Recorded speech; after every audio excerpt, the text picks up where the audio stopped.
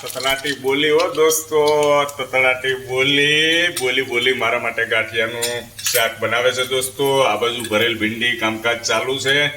લાલ મરચું powder add કરો, લાલ ચટાકેદાર બનાવવાનું છે.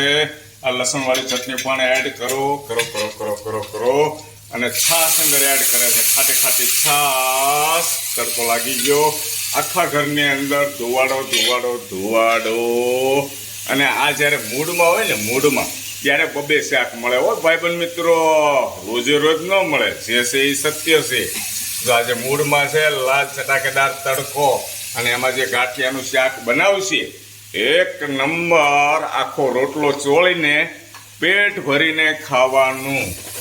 વાહ દોસ્તો વાહ. લાલ ચટાકેદાર ગાંઠિયાનું રસાવાળું શાક મારા માટે બનાવ્યું છે મારા વાઈફે. મને ખૂબ આનંદ થાય છે.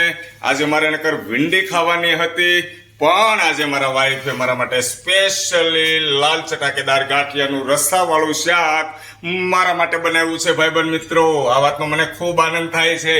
તમે ખાજો ભીંડી, હું ખાઈશ રસાદાર શાક. Thank you very much.